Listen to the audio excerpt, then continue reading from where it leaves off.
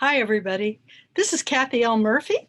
I'm the Pulpwood Queen, and I'm here tonight in my jammies, in my bed, because it's Saturday night and we're going to the movies.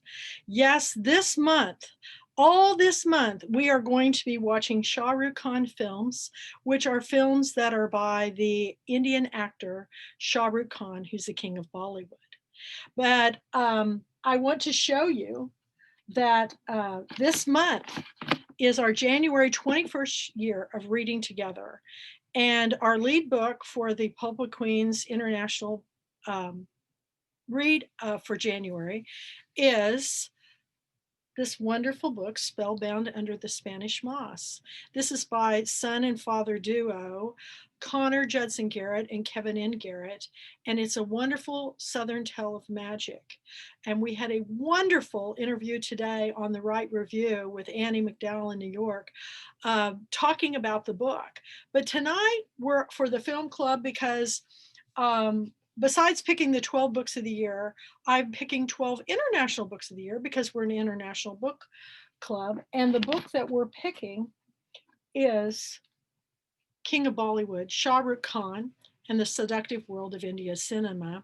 This is by Anupama Chopra, and it's a wonderful book. I'm going to read an excerpt from it. But before we begin that, I want to share some other books that I have discovered that are pretty amazing about Bollywood. For all of you that don't know anything about Indian films, and I've found that during COVID and this time of social distancing, I've been reading a lot of books right here in this bed. This is where I sleep. And but I also, my eyes get tired of being on the computer all day. So I watch films. So I started watching the Bollywood films, and I just recently got this wonderful book that talks about all the history of the Bollywood films. And I love it because it goes back to the very beginning. It has the posters, it has the actors, it has the timelines. And I just think it's a beautiful book, and it's got all the history of Hollywood. Now, here in the United States, I've always been a big film buff, and I've watched every old movie that was ever made, from the very beginning films to my favorites are in the 30s and 40s.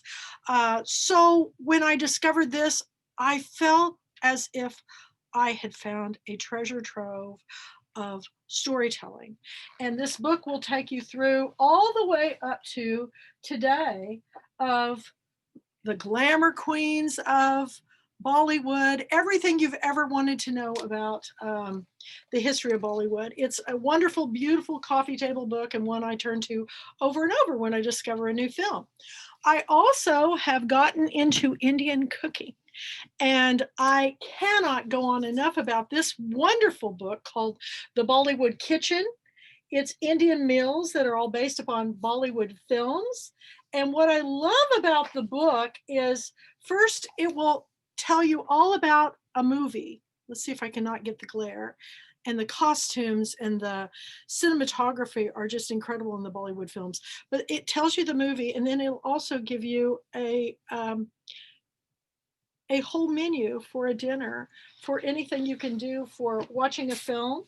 And all my favorites are in here, and a lot of the Bollywood dishes are plant-based and very healthy, and I cannot tell you just how much I enjoy cooking the meals and watching the films. So this is another great book. It's really a terrific book. So check it out, Bollywood Kitchen. Just recently, there's a Shah Rukh Khan film, and I hope I'm pronouncing correctly, called Panili. And I had for years had these little puppets from India, and I gave them to my daughter's best friend when she had this bohemian themed wedding to use. But I was always fascinated with those puppets. And this is the story of the patterns and the colors of the different parts of India. And I just am a color person, and I love the fact that they wear these beautiful costumes. And it's a gorgeous, it's a smaller book. It wasn't expensive at all, but it just takes you through all the beautiful places. Of course, you know, this is just one place I have to go when I finally make my #1 bucket list trip to India. But everything in this book is absolutely gorgeous, beautiful, and I love learning about other cultures and other peoples and all the religions and different things. So a wonderful book called Patterns of India. It's very pretty and going in my stack of my books of India. Another book I heard about, and this was quite some time ago, and it just finally got here. I ordered this a long time ago, and it's called Shantaram. And it's a book set in India, but it's very unusual because it's written by a man that's from Australia, Gregory David Roberts. So I'm going to be starting this book right after Girlfriend Weekend. Interestingly enough, I'm trying to get it so it doesn't glare. Beautiful cover. I was watching Oprah Winfrey just recently has been posting on YouTube a series of her going to India. And lo and behold, on one of the shows, she had this author and talked about this book. And I thought, great minds think alike. But it is quite a tome. But the one thing about that I love about the storytelling of India is that you know how you always have this long, I can't believe it's already over, an hour movie or whatever. You don't have to worry about that with anything from India because the films will last 3 hours long, have intermissions, and the same way with their stories. So I've had plenty to read and to watch during this time of the COVID social distancing. So, and another little book I wanted to share by Anupama Chopra. She is a film critic, and I watch all of her videos on interviewing all the Bollywood stars and stars of India on YouTube. But this is a I always call it DDLJ because that acronym is a lot easier than to say. It's Dilwali Dulhania La Jahinch. This is the story of the longest film that I know of that probably could make the Guinness Book of World Records for it has played every day in India for 25 years. 25 years. And that just kind of is mind boggling to me that somebody would watch the film. But I love it because it's got photos inside. Uh, the film critic who does this really does her extensive interviews with Shah Rukh Khan and many of the other authors. So if you find that you're like me and want to read more about this modern classic from India, this little book is a jewel. Now, because tonight we're going to be watching another Shah Rukh Khan film. Last week on our Saturday Night Film Club, we watched Happy New Year because it was a brand new year, and it's a very unusual tale that I thought just fit in perfect with us starting our 21st year reading. But the thing about the story of Shah Rukh Khan is that I find fascinating and why I want everybody to read this book is an excerpt of the book that I'm going to read tonight because I I can't get the story out of my mind that how a young man from Delhi who had this desire to think about acting as a career has now become the biggest star in the world. I find it just absolutely mind-boggling. And but you need to know about where he comes from because I think it's important. The story behind the story is always really what gets me on a book. But I want to share the story about his parents. This is from chapter 8. It's called Life After Death. Death created a star. On April 15th, 1991, Fatima died. This is Shah Rukh Khan's mother. Death came furtively, as it had for Mir, her husband, his father, a decade ago. An innocuous sore appeared on Fatima's foot. She was diabetic, and the wound refused to heal. Her deterioration was sudden and quick. In a few weeks, she stopped wearing shoes because it was just too painful and started shuffling around in airline slippers. In a few months, she was in Batra Hospital fighting for multi-organ failure. Fatima was a dynamic woman who had single-handedly raised two children. Like an indestructible pint-sized tank, she had battled on alone without losing her fire or her sense of humor.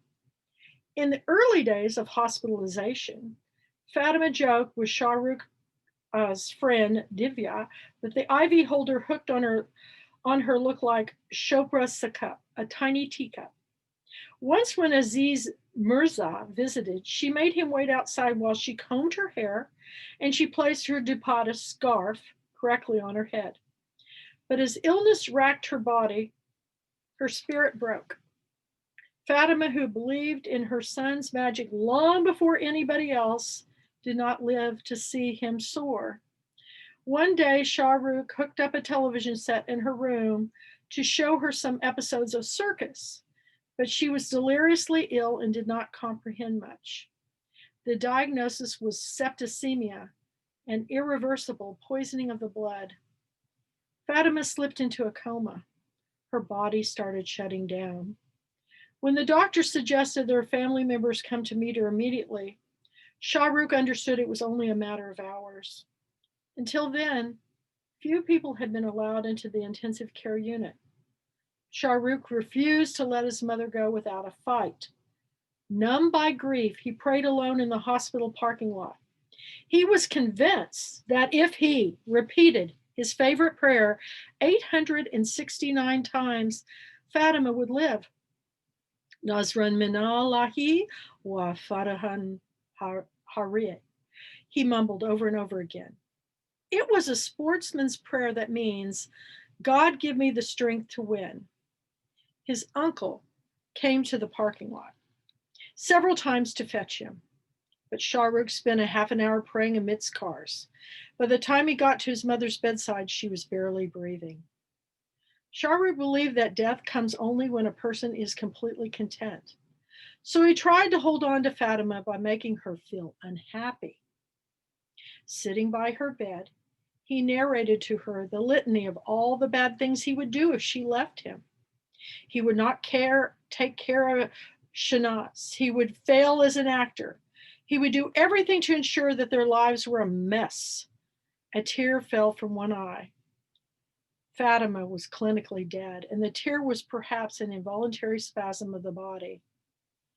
But Shah Rukh took it to mean that she had hurt him, but was by then so close to God that she knew that her son was lying. For a fleeting moment, Fatima looked as attractive as she had before sickness sapped her. Her glazed eyes and her cracked lips seemed to regain their lost vitality. Shah Rukh combed her hair and he kissed her. Then there was a flurry of movement to shift the body. In an overpopulated country, beds in the intensive care unit are always at a premium. At the burial ground, Shah Rukh sat by Fatima's side. When the Maulvi interrupted his meditation, he insisted he join in the last prayers. Shah Rukh swore at the priest and nearly got into a fight with him. I just wanted to look at her face that I would never see again, he said. I wanted to touch her skin. I wanted to take away some memory, something tangible that I could retain. When they buried Fatima, he finally wept. Shah Rukh sank into a fog of despair and anger. For the first few days, he refused to eat. Getting him to take a sip of water was a task. He was dry-eyed and shattered. When Divya suggested going to the cemetery, he refused, saying there was only earth there, not his mother. Every inch of his home in the city reminded him of his loss. Shanaz, this is his sister, retreated further into an inaccessible silence and aggression. 10 years ago, much of Fatima's jewelry had been sold to pay Mir's hospital bills. Fatima's own sickness had plunged the family deeper into debt. Shah Rukh began to feel suffocated in Delhi. 2 weeks after his mother's death, he packed his bags, took his usual after midnight Air India flight to Mumbai, and landed at Vivek Vashwani's house at 5 a.m. Let's make films, he said.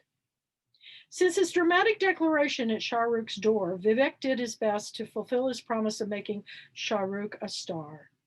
Vivek recalled the first meeting a little differently.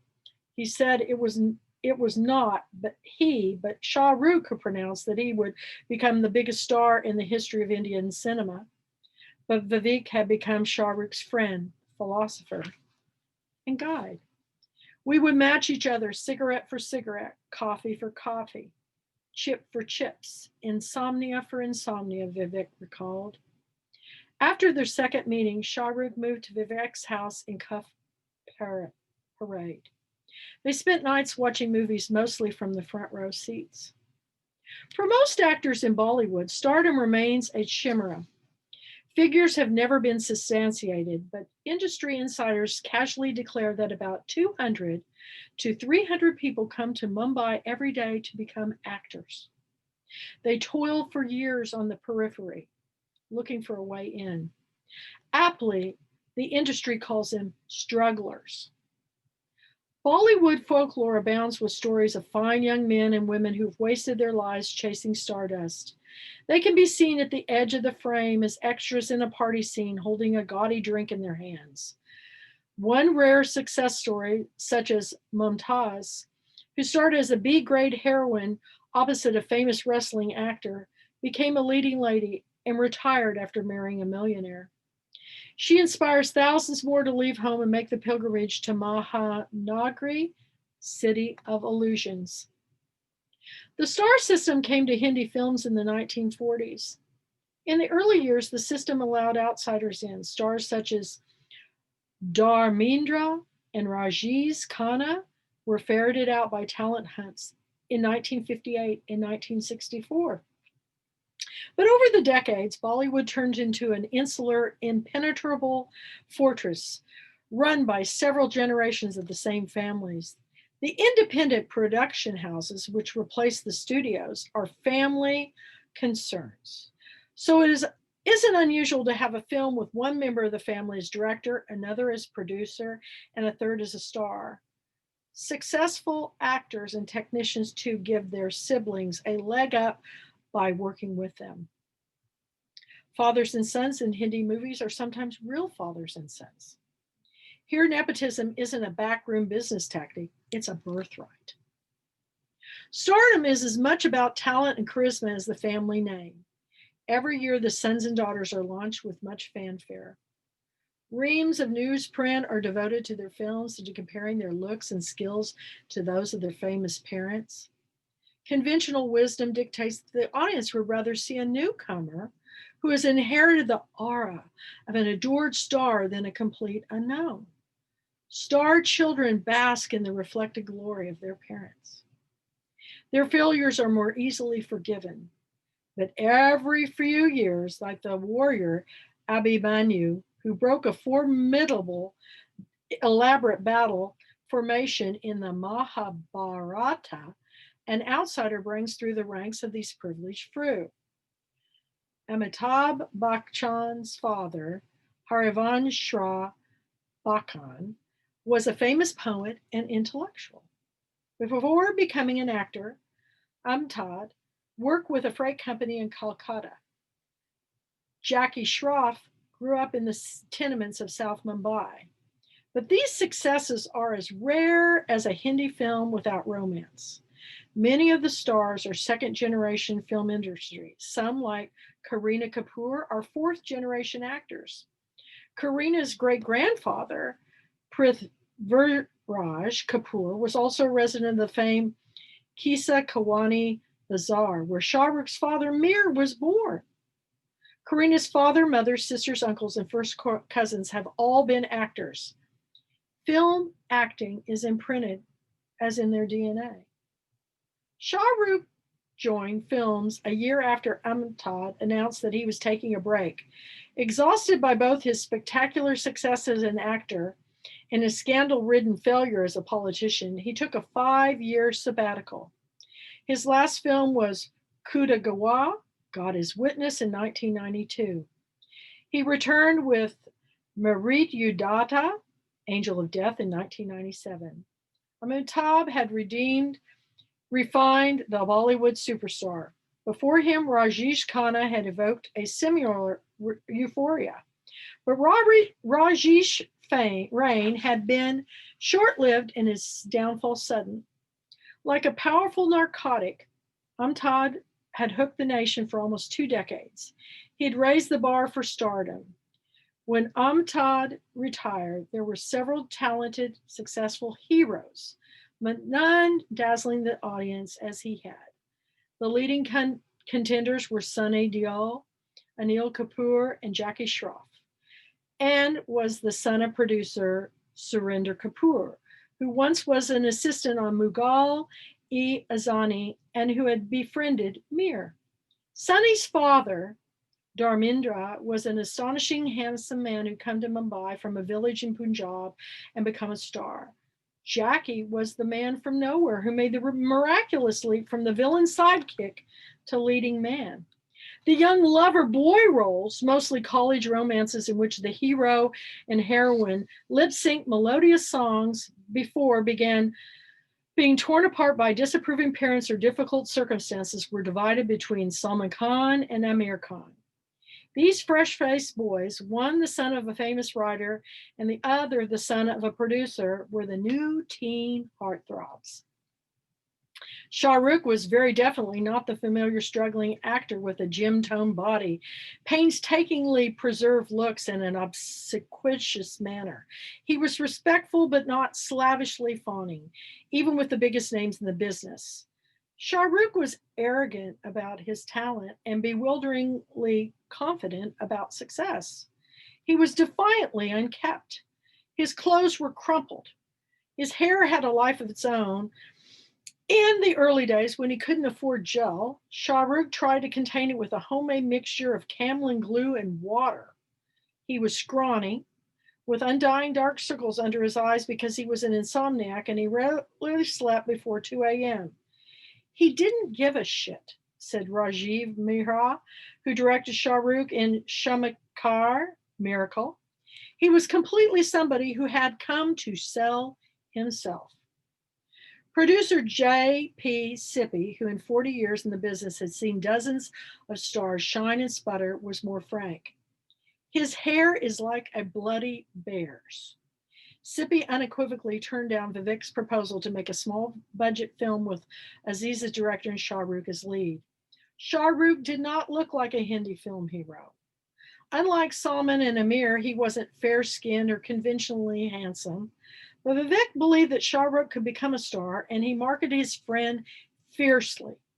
He took Shah Rukh everywhere, from producers' offices to parties, and introduced him to the next biggest superstar in the history of India cinema. No television star until then or since had made a successful transition into cinema. But Shah Rukh's television serials worked as a resume. Despite his grungy looks, the offers came fast and furious. A new director named Raj Kanwar offered him Deewana, Crazed Lover. Raj had already tried to cast several other actors, but nothing had worked out because the role was a second lead. Rajiv met Shah Rukh for Shamakar, a romantic comedy and ghost story rolled into one. Hema Malini, a breathtakingly beautiful heroine from the 1970s, wanted Shah Rukh for her directorial debut, Dil Ashana Hai.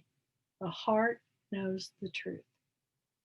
Rakesh Roshan, an A-list filmmaker, was looking to cast a young boy in a two-hero film called King Uncle. Shah Rukh was a reluctant next biggest superstar. He was deeply ambivalent about working in mainstream Hindi movies, mostly because Gauri, this was his girlfriend, strongly disapproved. Amrita Singh remembered that Shah Rukh carried a black and white picture of Gauri, which he bashfully showed everyone. Amita, a pragmatic actor, dismissed his affection as baby love and advised him to dump Gauri if she disapproved of his career choice. Shah Rukh had met producers and mulled over their offers, but despite Vivek's persistent lectures and advice, he had not committed to any film. But Fatima's death made the decision for him. Bollywood seemed to be the only option. Work would be his therapy and allow him to combat the overwhelming depression. In a little over a year, Shah Rukh had achieved more than many Bollywood aspirants to do in a lifetime of struggle. Even J.P. Sippy changed his mind. Vivek and Aziz wanted to make a film called Raju Ban Gaya Gentleman. Raju becomes a gentleman. The title came from a song Aziz's mother used to sing when she gave her sons a bath. Ek pays ki gadi, churagi du pays ki chan. Raju Ban Gaya Gentleman. He stole a 1 pays watch and a 2 pays chain. Raju became a gentleman. Loosely inspired by Raj Kapoor's 1955 classic Shri 420, Raju Ban Gaya Gentleman was the story of a small town boy who comes to Mumbai for a job and is momentarily dazzled by the bright lights of the big city. Power and money made him lose his way, but the love of a simple middle-class girl draws him back to the right path.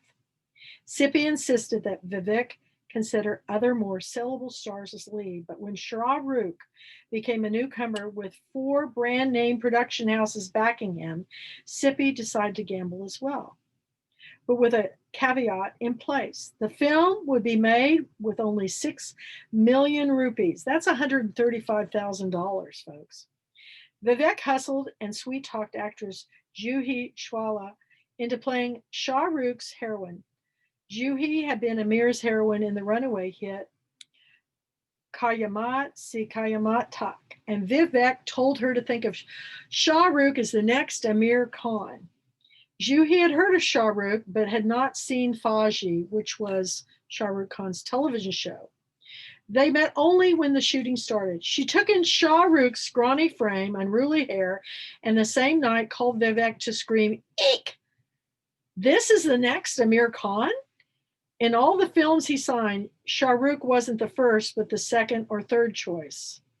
On June 26, Shah Rukh did his very first Bollywood shoot for Dil Ashihai at the convent villa in Versova. The decision to do films and move to Mumbai pushed Shah Rukh's relationship with Gauri to a head. Gauri's parents were staunchly opposed to Shah Rukh, but Gauri understood that their passion would not survive separation and the scandal of the Hindi film industry. If I didn't marry him at that point, she said, I would never have married him. Though she was only 21 and just out of college, Gauri decided to take a leap of faith. Shah Rukh convinced her that they would try it for a year. 1 year of honeymoon, he said. If she didn't like Bollywood, he would quit. Ramesh and Savita realized that their only daughter was adamant that she wasn't going to change her mind. They acquiesced. Shah Rukh and Gauri married on October 20th, 1991, the anniversary of their first interaction 7 years earlier. They married in court, and then a traditional Hindi wedding followed, in which he rode to the venue on an elephant. Only 3 people from the film industry were at the wedding: Vivek, Rajiv, and Aziz, but the wedding had a unique Bollywood touch. Shah Rukh wore suits borrowed from the Raju Ban Gaya Gentleman costume department. Unlike his father, Shah Rukh was a boisterous groom. He danced at his wedding longer and harder than anyone. He was still only when he sat by his mother-in-law's side, holding her hand for half an hour. As the wedding approached, Savita had become extremely agitated and nervous. She didn't enjoy her daughter's wedding because she was afraid that right-winged Hindu or Muslim organization would try to disrupt the proceedings. She was also anxious about their future. Shah Rukh could sense her distress and wanted to reassure her and that he would look after her daughter. The next day, the newlyweds left for Mumbai. Rajiv was on the same flight they were on, and he found himself worrying for Gauri. You could see her nervousness, he said. She didn't know whether she was coming or going, he said. Vivek's wedding gift to the couple was 3 nights at the Sun and Sand Hotel. He didn't want them to start worrying immediately about where they were going to live. They eventually moved into Aziz's empty flat in Bandra, where they lived for 5 months, subsisting mostly on eggs.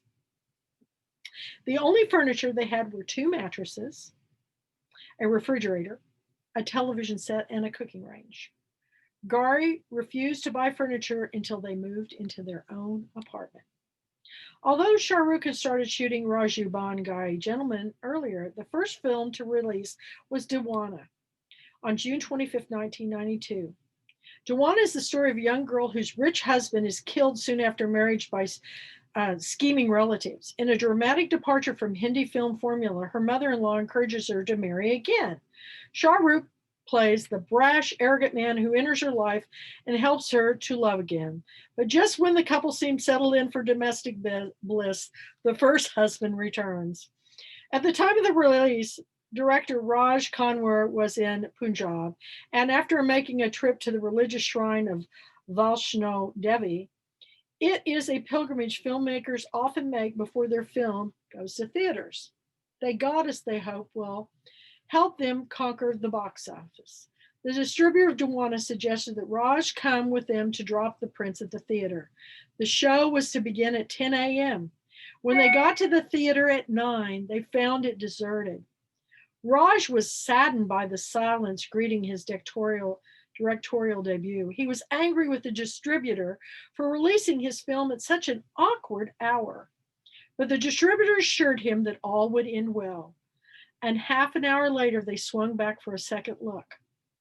The theater was swarming, mostly with college kids. Dewana was a hit.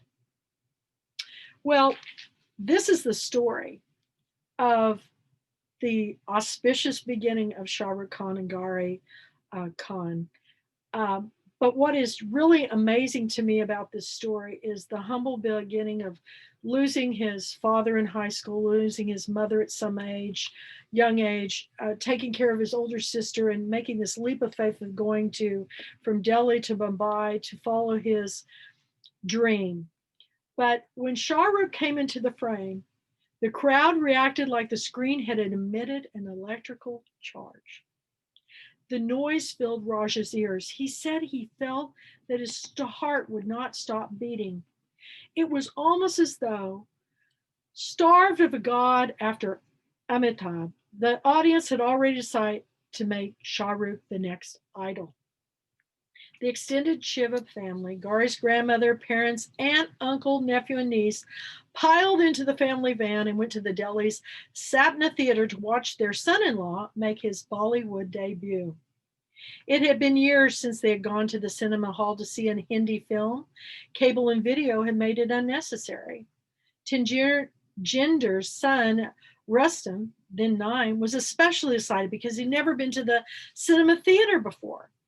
When Tejinder was a Hindi film aficionado, Ramesh knew little about the industry. How he wondered, would they know whether the movie was or wasn't a hit? The audience's boisterous approval of Shah Rukh provided the answer. After the film, Tejinder called Shah Rukh and told him, "You are a superstar." This is just one of the many stories that is in this book. There are so many more. I just can't even tell you just how inspiring this couple is to me and what they've done in their life, how far they've come with it. He's the one of the biggest stars in the world in India cinema, and he's in many other countries too. So this is our first international read, and this is our first our international book of the month and our first book of the month. I thank you for joining me tonight on my International Pulpwood Queens and Timber Guys Film Club pre-show. So I have included on my site the link to download or buy or rent the film on YouTube because we're going to be watching Raw One. This is one of Shah Rukh Khan's latest films, and it's all of his films are honestly so different from each other. This one is very different because it's full of lots of special effects, lots of fast motorcycle chase scenes, and things that I've never even seen even in American cinema as far as special effects. And it's a wonderful story about a father and a son, about a father who is a video game geek, and he wants to connect with his son. So he decides to create this character. and I hope you'll watch it. I hope you'll join me every Saturday night as I do my pre-shows for the Pulpwood Queen Film Club. And I hope you will all go to www.thepulpwoodqueens.com to see our full reading list for 2021. And tomorrow I have my test meeting with almost all my 70 authors to make sure that we're going to be ready for Thursday. We're going to be starting our annual book club convention that for the first time is going to be virtual and online. And you all, you can teach an old dog new tricks because this cat had to learn the technology. So thank you for joining me. I'm going to kick back and watch the movie now from my bedroom here at Murphy's Law in East Texas. And I just cannot thank you all enough for helping me get through this time of social distancing, of being alone, and joining me by watching these wonderful films and by reading these wonderful books. So please like, watch, share, and subscribe to my Kathy L. Murphy YouTube channel, because this is going to be, this was recorded. It's going to be downloaded onto my channel and it'll be up by tomorrow morning, I'm sure. So good night to the Shah Rukh Khan family. Thank you for providing me wonderful entertainment during my time of social distancing here in East Texas. It's all about the story, folks. That's the theme of our Girlfriend Weekend this year. And now I'm going to follow my bliss by watching Raw 1. Good night, everybody. We will see you next week at the movies because we'll have another showing. So stay tuned. Go to my Kathy L. Murphy page or my International Pulpwood Queens and Timber Guys book club page. And I will be posting links to everything that I do. And then, of course, the Kathy L. Murphy YouTube channel. So bye for now from Murphy's Law. Signing off, the Pulpwood Queens. Time to make some popcorn, y'all. Bye-bye.